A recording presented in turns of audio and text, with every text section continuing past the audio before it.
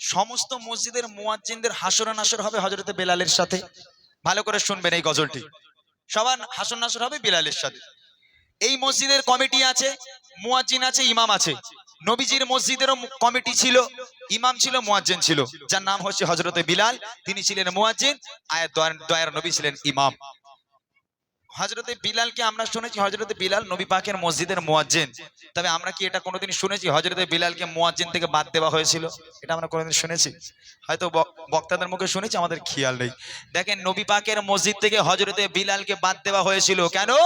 সাহাবায়ে কেরামগণ রাসূলের কাছে গেল, ইয়া রাসূলুল্লাহ, ইয়া হাবিবাল্লাহ, আমরা বেলালের আজান আর শুনতে চাই না। কেন?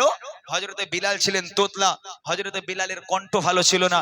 অতএব হযরতে বিলালকে মুয়াজ্জিন আমরা রাখতে চাই না, আমরা একটা কারি সাহেব সাহাবাকে মুয়াজ্জিন রাখতে চাই, যার কণ্ঠ মধুর মতো মধুর সুরে আজান দেবে, এমন একটা মুয়াজ্জিন আমরা নিযুক্ত করেছি। ইয়া রাসূলুল্লাহ, বিলালকে আমরা মুয়াজ্জিন থেকে বিতাড়িত করলাম, খারিজ করে দিলাম। হযরতে বিলাল, হায় হায়, হযরতে বিলাল আজান দেওয়ার জন্য মসজিদে এলো, একদম মেম্বারে যাবে, তখন সাহাবায়ে কেরামগণ বলছে, ও বেলাল, তোমার আজান দেওয়ার দরকার নেই। কেন ভাই? বলে, আমরা কমিটিরা সিদ্ধান্ত নিয়েছি তোমাকে আর মুয়াজ্জিন রাখবো না, আমরা একটা নতুন মুয়াজ্জিন ঠিক করেছি। ও বেলাল, তুমি বাড়ি চলে যাও, তোমার আজান দেওয়া লাগবে না। হযরত বেলাল চোখের পানি টপ টপ করে ফেলতে ফেলতে বাড়ির পথে রওনা হয়ে গেল। বুকে কষ্ট নিয়ে হাঁটতে পারে না বেলাল, অছর নয়নি কাঁদতে কাঁদতে বাড়ির পথে যাচ্ছে। ছোট্ট একটা গজল, কি শিক্ষা এই গজল থেকে আমি আপনাদের দেব, ভালো করে শুনেন, তাহলে বুঝতে পারবেন কি শিক্ষা এই গজলের মধ্যে আছে। কবি ছন্দের মাধ্যমে লিখছে, শুনুন। ভেসে আসে মিনার হতে মধুর আসান, যে আসানে মুগ্ধ ছিল স্বয়ং রহমান। ভেসে আসে মিনার হতে মধুর আসান, যে আসানে মুগ্ধ ছিল স্বয়ং রহমান। ভেসে আসে মিনার হতে মধুর আসান, যে আসানে মুগ্ধ ছিল স্বয়ং রহমান। যার সুর ছিল, যার সুর ছিল মায়া ভালোবাসার টান, যার সুর ছিল মায়া ভালোবাসার টান। যে আসানে না হাকিলে পাখি গাহিত না গান, যে আসানে না হাকিলে পাখি গাহিত না গান।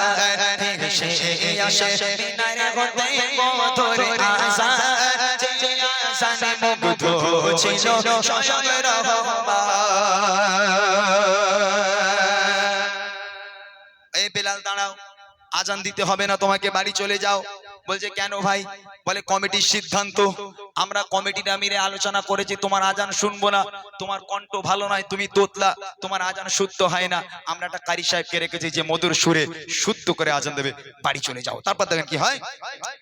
একদিন সাহাবারা মিলে নবীকে বলে, কণ্ঠ তার লাগে না ভালো, আছে ভরা ভুলে, হবে না দিতে আজান তার আর কোনো দিন, রাখবো মোরা মধুর সুরে আর মুয়াজ্জিন। কথা শুনে গো,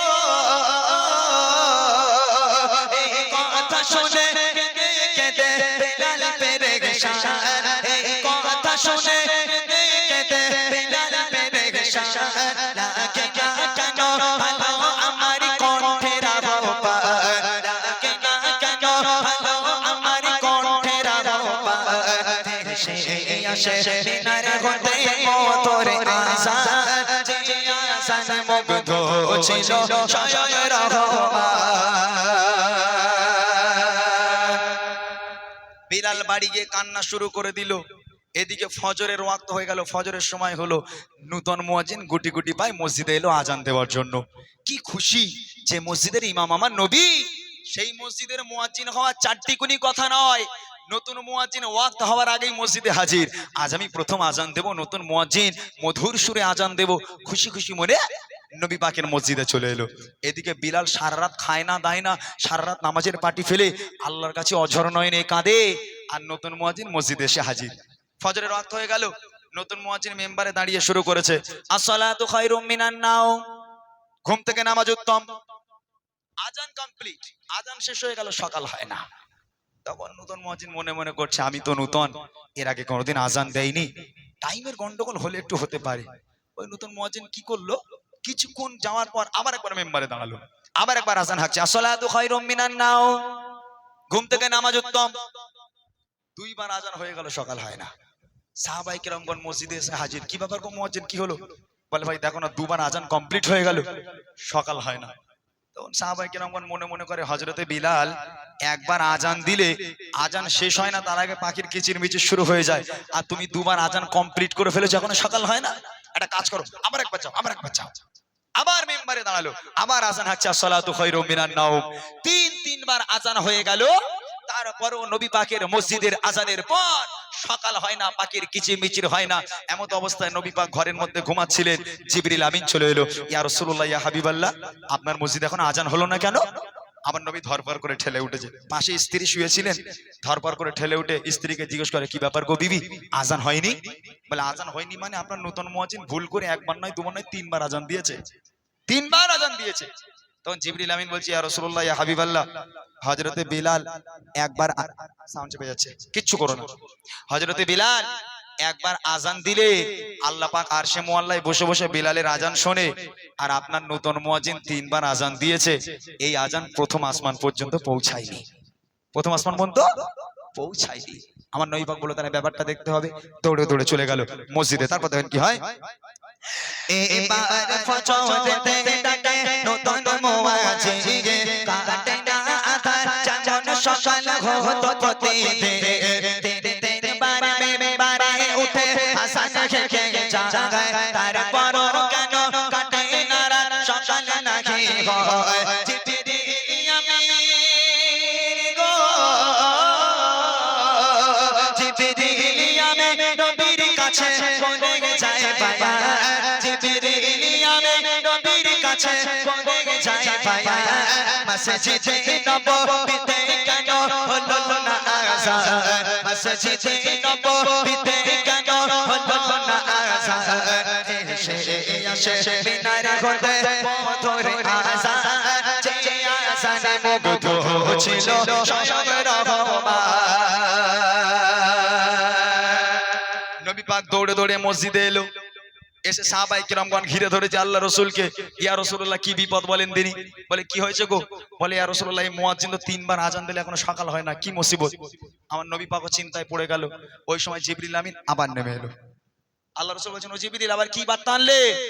জিবরিল আমিন বলছে, ইয়া রাসূলুল্লাহ, ইয়া হাবিবাল্লাহ, আল্লাহ পাক আল্লাহ তাআলা বলে পাঠিয়েছে আপনার ওই নূতন মুয়াজ্জিন মধুর সুরে একবার কেন দুইবার কেন তিনবার কেন যদি মেম্বারে দাঁড়িয়ে কাল কিয়ামত পর্যন্ত একভাবে আজান হেঁকে যায়, সকালের আলো পৃথিবীর মানুষ আর দেখতে পাবে না যতক্ষণ পর্যন্ত হযরতে বিলাল মেম্বারে না দাঁড়াবে। জোরে বলবেন না সুবহানাল্লাহ। আজান কাকে বলে, মুয়াজ্জিন কাকে বলে? আমার নবী পাক আর দেরি করলো না, এই শিগগির যাও, বিলালকে ডেকে আনো, দৌড়ে যাও। সাহাবায়ে কেরামগণ বিলালের বাড়িতে চলে গেল, গিয়ে দেখছে হযরতে বিলাল নামাজের পাটি ফেলে আল্লাহর কাছে কাঁদছে, আল্লাহ আমি তো ইচ্ছে করে তোতলা হইনি, আল্লাহ আল্লাহ আমার কণ্ঠ তো তুমি দিয়েছো, যে মসজিদের ইমাম ছিল আমার নবী, সেই মসজিদের মুয়াজ্জিন আমি ছিলাম, আল্লাহ কেন আমার সাহাবা ভাইরা আমাকে বাদ দিল, ইয়া রাব্বুল আলামিন তুমি আমাকে আবার মুয়াজ্জিন কবুল করো। আল্লাহ পাক কবুল করে নিল। সাহাবায়ে কেরামগণ না চাই বিলাল শিগগির মসজিদে চলো, দয়ার নবী তোমাকে ডেকেছে। হযরতে বিলাল চোখের পানি মুছে দৌড়ে দৌড়ে দৌড়ে দৌড়ে মসজিদে গেল, গিয়ে দেখছে দয়ার নবী একদম সামনে দাঁড়িয়ে আছে। আমার নবীর চেহারা দেখে হযরতে বিলাল সব কষ্টের কথা ভুলে গেল। আমার নবী পাক মুচকে হাসি দিয়ে বললেন, বিলাল যাও যাও তোমার জায়গায় চলে যাও, আজান হাঁকো। হযরতে বিলাল আস্তে আস্তে আস্তে আস্তে মেম্বারের দিকে যাচ্ছে, মেম্বারে গিয়ে দাঁড়ালো। আমার নবী বলছে, বিলাল শুরু করো, নইলে সকাল হবে না, শুরু করো। হযরতে বিলাল মেম্বারে দাঁড়িয়ে শুরু করেছে, আসসালাতু খায়রুম মিনান নাওম, ঘুম থেকে নামো নামো যাও। হযরতে বিলাল আসসালাতু খায়রুম মিনান নাওম শুরু করেছে, আবার হাঁকে আসসালাতু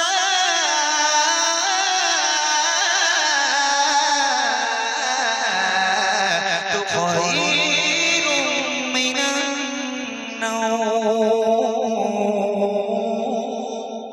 ঘুম থেকে নামাজ উত্তম। হযরতে বিলাল আসসালাতু খায়রুম মিনান নাওম যেই শেষ করেছে, আল্লাহ পাক আল্লাহ তাআলা অন্ধকারকে সরিয়ে দিয়ে সূর্যের আলোটাকে তুলে দিয়ে সারা পৃথিবীটা আলোয় আলোকিত করে দিল। একবার জোরে বলুন না সুবহানাল্লাহ। হায় হায়, এই আজান কি জিনিস, এই নামাজ কি জিনিস। আজকের এই মসজিদে যদি আজান হয়, অনেক ছেলেরা আছে ওই দিক মসজিদ হলে এই দিক পালাবে। কেন বলেন দিদি? বলে আজান হচ্ছে, ওখানে ইমাম সাহেব দাঁড়িয়ে রয়েছে, যদি এখন মসজিদে ডাকে ওই জন্য এই দিক পালাচ্ছে।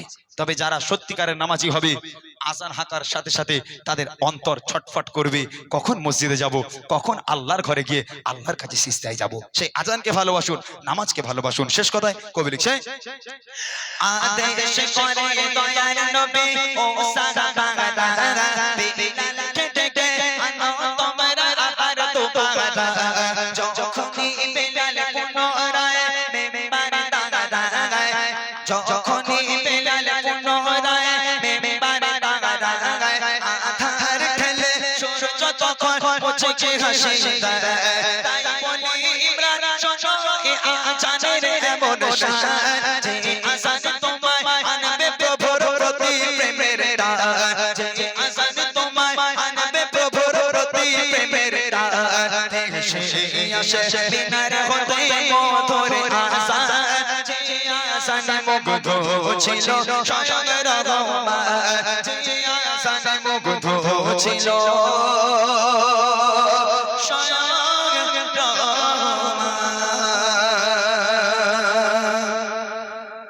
মাশাআল্লাহ, শুনলেন সুন্দর কালাম। আরো নিত্য নতুন কালাম শোনানো হবে এবং আমার ভাইরা রিকোয়েস্ট করেছে, রিকোয়েস্টের কালাম তো অবশ্যই গাওয়া হবে। তোদের মনে কোনো রিকোয়েস্ট আছে নাকি? মানে রিকোয়েস্ট আছে? বুড়িমা, বুড়িমা গজল শুনেছিস? বুড়িমা গজল শুনেছিস? কেরাম গজল বুড়িমা? ও বুড়িমা কোথায় চলো কাটুরি মাথায় নিয়ে, এটা তো, এটা না? বুড়িমা বুড়িমা শোনো ও বুড়িমা, কেন কাঁদো মা তুমি, কিসের বেদনা? শুনবি বুড়িমা গজল? এখানকার বাচ্চাগুলো যেরম ভালো আবার সেরম বদমাইশ। আমরা এই বাইরে গেলাম এক্ষুনি, একটা বাচ্চা, আমি বলি কচি ভালো আছিস, কিছু বলে না। যেই আমরা এইদিকে চলে আসছি বলে মোটা হুজুর বলে দৌড়চ্ছে। কি বদমাইশ বাচ্চা কাচ্চা।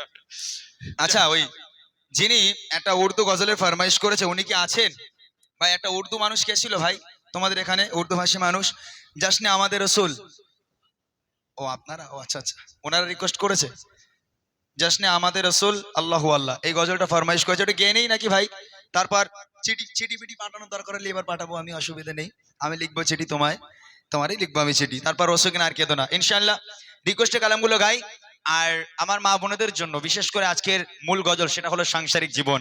আমি কথা দিলাম এই নবীর স্টেজে দাঁড়িয়ে যে গজলটি গেয়ে যাব, যদি আজকের এই গজলটি আপনাদের অন্তরে দাগ কাটে, আশা করা যায় আজকের পর থেকে সাংসারিক জীবনে আর কোনোদিন অশান্তি হবে না ইনশাআল্লাহ।